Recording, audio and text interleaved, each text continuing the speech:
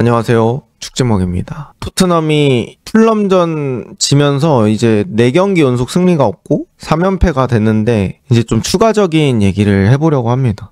일단 오늘 토트넘이 이제 전반전 2대0 되고 나서 느낀 점 뭐냐면 지금 토트넘에 중심을 잡아줄 선수가 없다는 생각이 전 되게 많이 들었어요. 일단 오늘 주장원장 반더벤이 찾는데요. 저는 결국 주장은 팀이 안 좋을 때 흔들리지 않아야 된다고 생각하거든요. 그리고 팀이 잘 나가거나 팀이 앞서고 있을 때도 혼자 평정심을 가지면서 선수들을 흔들리지 않게 만들어주는 존재가 저는 주장이라고 생각합니다. 근데 지금 반더벤이 주장 역할을 할 때는 너무 감정적이. 오늘도 아까 전반전에 가가지고 뭐라 하다가 결국 카드를 받았잖아요. 쓸데없는 카드. 본인이 선수들을 케어하고 커뮤니케이션하고 그래야 될 상황에서 그렇게 자기가 먼저 흔들리고 있는 거는 상당히 좋지 않습니다. 그리고 그런 선수가 없다는 게 어떤 데서 문제가 되냐면 바로 팀이 떨어질 때예요. 그 팀이 떨어질 때 브레이크가 없어져 버리는 느낌이 생기거든요. 경기 내에서도 팀이 떨어질 때가 있잖아요. 지금처럼 이렇게 실점을 연속으로 했을 때. 그때도 이제 뭔가 베테랑 선수나 잘하는 선수들이 잡아주면서 야 괜찮다고 아직 진 거 아니라고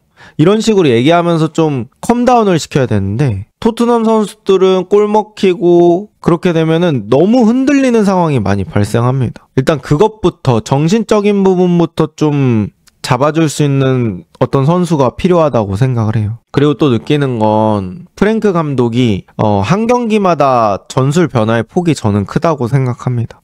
그러니까 이게 좋게 말하면 맞춤 전술이고 나쁘게 말하면 사실 중구난방이 될 수 있는 건데 프리미어리그에서 뭐 여러 가지 좋은 감독들이 있지만 저는 맞춤 전술 되게 잘하는 사람은 마레스카라고 생각하거든요.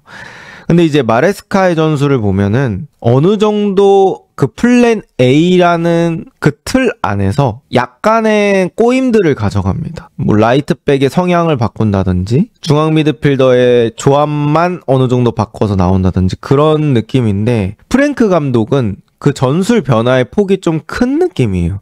사실 이게 통했을 때는 당연히 칭찬을 받겠죠. 아, 이 사람 되게 카멜레온 같아. 전술을 막 바꾸네. 근데 이런 것들이 실패했을 때는 야, 이거 플랜 A도 선수들이 친숙해지지 않았는데 적응도가 올라가지 않았는데 너무 크게 바꾸는 거 아니야? 이런 식의 얘기가 나올 수밖에 없는 거죠. 제가 왜 크게 바꾼다고 얘기를 했냐면 기존의 토트넘이 그러니까 지금 거의 한 10라운드 정도까지 이번 A매치 기간 이전까지 토트넘이 해왔던 건 뭐 전방 압박할 땐 하지만 그렇지 않았을 때는 미들블럭 이하로 수비라인 내려놓고 튀어나가지 않으면서 어느 정도 지켰다가 나가는 식으로 그렇게 플레이를 했었잖아요. 그리고 기본은 4-2-3-1 체제로 나와서 원톱이 압박의 기수가 되고 나머지 방향을 사이드 윙어들이 따라가고 뭐 이런 방향으로 진행됐었는데 사실 오늘 경기는 물론 파리전 때 했다지만 선수들한테 그렇게 익숙하지 않았죠. 투톱이 압박을 시작하게 되는 그런 상황이 되고 그렇게 되니까 사이드에 있는 자원들도 평소와는 조금 다른 구조에서 압박을 진행하게 되고 가운데 있는 중앙 미드필더도 자리 잡는 것에 어려움을 겪고 뒤쪽에 포백 라인은 앞에 전방 압박하니까 라인을 올려놓긴 올려놨는데 앞쪽에서 전방 압박이 잘 안 되니까 볼이 쉽게 나오고 그러다 보니까 뒷공간 열리고 리스크만 더 큰 수비 방식을 선택하게 되고 그리고 원래는 4-2-3-1로 플레이하던 팀이 4-4-2 느낌으로 플레이하다 보니까 공 잡았을 때 동선도 선수들끼리 막 헤매는 모습이 있고 그러니까 어느 정도 살짝 바꿔서 변화가 있으면 좋은 건데 지금 토트넘은 그 변화들의 폭이 너무 크기 때문에 선수들이 거기서 좀 혼란스러워하는 면도 있는 것 같습니다. 뭐 저도 당연히 결과론이에요. 오늘 이렇게 해서 좋았다고 하면 당연히 칭찬을 했겠죠. 근데 이제 오늘 경기 보니까 선수들이 뭔가 동선 자체가 약속되지 않은 모습들이 너무 보이고 약간은 중구난방 같은 느낌들이 드니까 이게 플레이가 잘 안 되는 느낌이죠. 그리고 이렇게 되니까 선수들이 어디에 서 있을 줄 모르는구나. 그러니까 이거 아직 전술 친숙도가 잘 안 쌓였는데 너무 휙휙 바꾸는 거 아니야? 라고 느껴지는 상황들인 거죠. 그리고 이제 투톱을 놓는다는 건 결국 이제 미드필더에서 한 명을 빼가지고 위쪽으로 올린다는 거죠. 그러니까 투톱을 넣으면 그만큼의 효율이 뽑혀야 되는데 사실 그 정도가 안 나왔던 것 같습니다. 이제 파리전에서 저는 그게 됐다고 생각하는 이유는 중앙 미드필더 성향의 선수 4명을 4-4-2에서 가운데 4로 놨고 투톱한 때 롱볼 때리고 떨어지면 가운데로 그 가운데 있는 4명이 쫙 모이고 이런 구조가 됐었던 것 같은데 사실 이번 경기는 쿠두스가 나왔기 때문에 중앙 미드필더 성향이 아니었고 미드필더 라인 전체가 그렇게 해서 뭔가 모이는 것도 애매한 상황이 됐던 것 같아요. 그리고 당연히 그렇게 해서 중앙 미드필더 하나 빼놨으니까 가운데 쪽에서 숫자 싸움도 좀 안 되고 그리고 이제 또 느껴지는 건 공격할 때 너무 단조로워요. 공격할 때 그러니까 오픈 플레이 상황에서 공격은 거의 크로스밖에 없는 것 같아요. 근데 크로스는 사실 저는 엄청 연습한다고 늘 수 있는 부분이 아니라고 생각하거든요. 그러니까 예를 들어서 토트넘이 지금 거의 프랭크 감독이 부임하고 프리시즌까지 합하면은 뭐 한 5개월? 그동안 뭐 공격진에서 여러 가지 패턴 플레이를 연습했다면 선수들이 그에 대한 친숙도가 높아져 있을 텐데 사실 크로스는 저는 어느 감독이 와도 큰 차이는 없을 것 같거든요. 그러니까 저는 크로스 플레이가 약간은 운적인 요소도 꽤 차지를 한다고 생각해요. 그러니까 정확한 타겟팅으로 크로스가 들어가면 너무 좋겠지만 그렇게 되면은 프리한 선수가 무조건 있어야지만 그쪽으로 정확한 크로스가 날아가야 유효한 그런 공격이 되는 건데 사실 상대가 내려앉은 상태에서 프리하게 있는 공격수가 있을 확률이 얼마나 있습니까? 거의 없죠. 이미 내려앉아 있으면 상대가 웬만한 구역은 다 진을 치고 있기 때문에 거기다 크로스를 올리는 건 사실 쉽지 않아요. 그러니까 거기서 공격이 성공한다는 게 진짜 뭐 옛날에 얀 콜러 같은 그런 상대보다 키가 월등히 큰 선수가 있지 않는 이상 쉽지 않죠. 그렇다고 해서 크로스 올리는 과정이 되게 예쁜 것도 아니에요. 그러니까 만약에 토트넘이 크로스를 올릴 때 그 올리기 전에 뭐 포로나 쿠두스 같은 선수가 항상 프리한 상태에서 올려. 그러면 크로스 갈 때까지 그런 패턴 플레이는 연습을 했구나. 그래도 저렇게 프리로 크로스 올리게 하는 상황들은 되게 많이 만들어주네? 이렇게 얘기할 수가 있는데 그렇지 않잖아요. 대부분 사이드로 가서 개인 능력으로 선수 몰아놓고 그래야지만 크로스가 올라가는 그런 상황이 자꾸 되잖아요.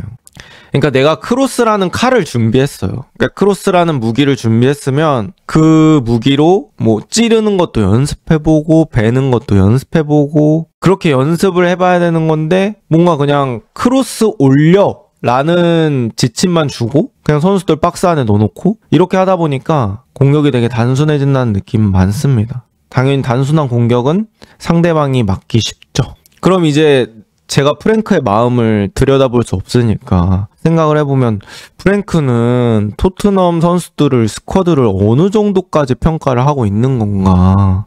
본인 선수들이 짧게 쪼개가지고 만드는 플레이는 어렵다고 생각을 하는 건가? 저는 이렇게 생각이 들거든요. 근데 이거는 냉정하게 계속 크로스만 올리는 플레이는 지금 토트넘 선수들 말고 다른 스쿼드로 이렇게 플레이하면 뭐 가다가 한두 골은 넣을 수 있겠죠. 하지만 이거는 뭐 선수 퀄리티가 올라간다고 해서 크로스 득점 성공률이 확 올라가고 그런 축구는 저는 아니라고 생각하거든요. 이건 사실 그러니까 온전히 모든 변수를 컨트롤하기 어려운 방법이에요. 이제 물론 토트넘의 허리 퀄리티가 공을 유려하게 잘 차는 선수가 지금 당장은 없는 것도 맞아요. 맞긴 하지만 이렇게 비슷한 스타일로 계속해서 축구를 하다 보면 글쎄 비슷한 경기가 반복이 될 것 같거든요. 크로스 올라가서 거기서 뭐 상대 실수나 토트넘의 선수들이 헤더에서 넣으면 좋고 아니면 다시 수비하고 뭔가 이런 것들의 반복? 만약에 프랭크 감독이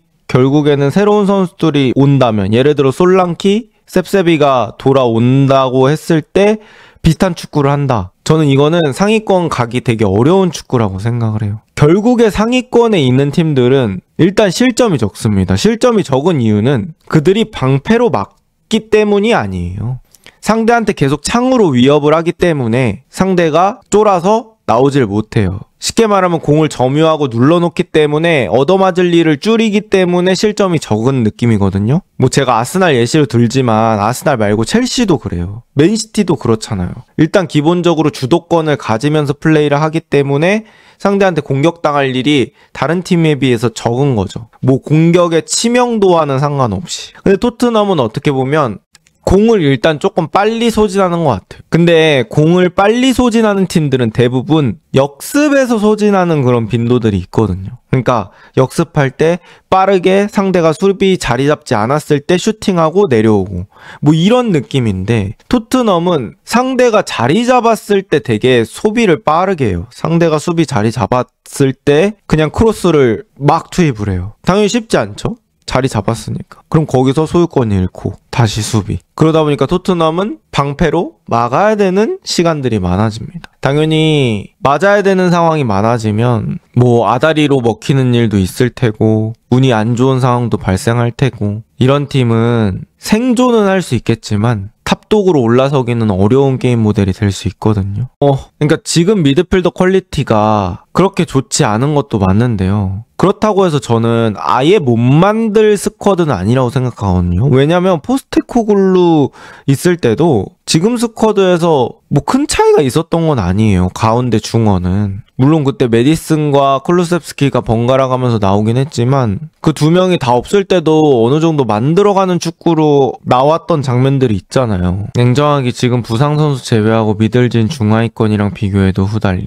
그 말씀도 맞는 것 같습니다. 그것도 맞긴 한데 저는 그것과 더불어서 감독이 너무 선수들을 얕게 보고 있는 것 같기도 해요. 우리 선수들은 만들어가는 거 못할 거야. 애당초 이렇게 좀 판단을 하고 있는 것도 있는 것 같아. 참. 그리고 이렇게 계속 게임을 지게 되면 서로에 대한 신뢰가 좀 떨어지게 되죠. 저도 지금 당장 경지를 얘기하는 건 아닙니다. 감독도 풀스쿼드를 사용해보고 거기서도 뭔가 비슷한 것들이 나오고 너무 패배가 심각하게 일어난다면 그때는 얘기할 수 있겠지만, 사실 바로 경지라는 거는 뭐 저도 그렇게 맞는 방법은 아닌 것 같습니다. 그리고 너무 쉽게 경지를 해버리면 사실 감독들이 별로 오고 싶어하는 팀이 안 되기 때문에 지금 당장 경지라는 건 저도 당연히 반대고요.